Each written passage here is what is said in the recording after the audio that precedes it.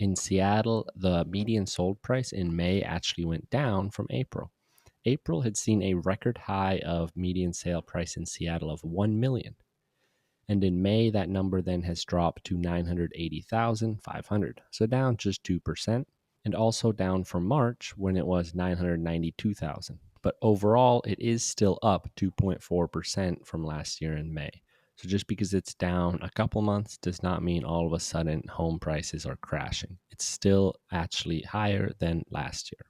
So with it still being up year over year, I do not think this is any sort of a cause for concern. The real estate market here in Seattle during the summer months, it does see a slowdown, with May to September as being some of the nicest months in Seattle. And this May especially was nicer than the last couple here in Seattle. So people tend to like to enjoy just experiencing that versus having to deal with moving and buying a new home or selling their home. So we do see a slowdown when it gets to that nicer weather here in Seattle. And I think a great way to showcase that slowdown is by looking at some pending data reports. So these are homes that are pending, which that means the seller and the buyer have agreed and signed a purchase and sale agreement for the property. However, it has not yet officially closed. The median unpublished pending price was $1,015,000. From May 15th to May 31st, so the second half of the month, median unpublished pending price went down to 980,000. So the start of May kept up with April, and then as the month continued and people started seeing what was going on, it began slowing down, and as the month ended, houses were not selling for as much as they started in the month of May. Another piece to touch on here in the pending data report before I move on is how we saw a higher percentage of houses pending with multiple offers and more houses pending with escalation clauses during the first 2 weeks of May than the last 2 weeks of May.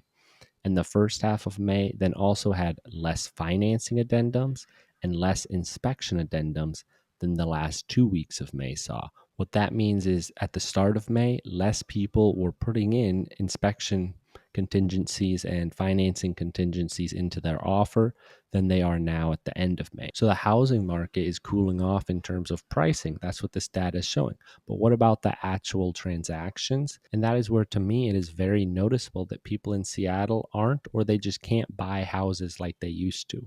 We had a lower number of closed sales in May, 565, compared to April's 584, which, if you recall, April's closed sales data, that was below the previous 12-year average. And now for May, that number is even farther below the 12-year average of May, as in May, 7 of the last 12 years were over 800 closed sales. The 12-year average for May, thus, is 784. So we saw a 28% lower amount of closed sales this May than the average for the past 12 Mays. That's a pretty big drop right there. And what makes it even wilder is when we get into the listing data. And this is why I feel the housing cost crisis is what's going on here, and people just can't afford to buy homes at these absurd prices. I mean, shoot, it costs $500,000 for a fixer-upper in Seattle. That's why we're seeing such low closed sales data. The houses were there this past May. We saw 1,338 new listings. May 2019 at 1,368 is the only month in the last 15 years to have more new listings. And then as far as homes for sale at the end of the month, there were 1,476. That's 57% more than last May. 2018 and 2019 are the only other years over the last 15 or so that have even been close to that many homes on the market at the end of a month. This has been the theme of every market update I've done this year. The listing data has been there month after month. Each time it's been at or above the historic averages for new listings and total homes for sale. But that closed sales data has not been there. It's been lacking each month.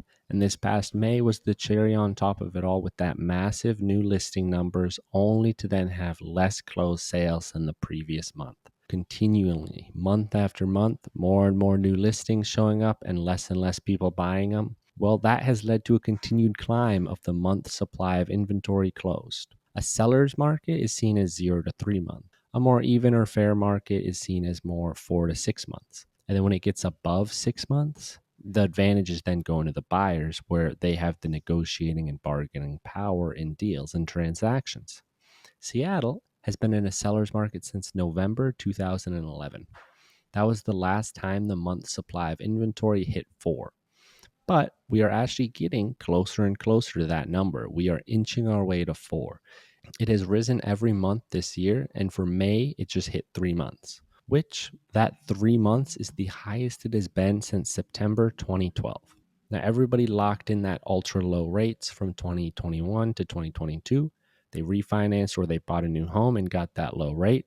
Then nobody wanted to sell in 2023 and 2024 because, well, how can you give up a less than 4% rate to then buy in that 7% range? Well, now it's been a few more years, and some of those people just have to sell, whether it be job change, whether it be family change with getting married or getting divorced, having kids, whatever it may be. So now they have to sell. And what these people are finding out is in today's market right now, if a home is not an awesome, super great home, then it might not be one of those ones that sells first weekend. It might sit around for a little bit. And the more listings that come onto the market and just sit there a little bit, the more negotiating and the more power buyers get on the transactions. That is what then leads to having a buyer's market.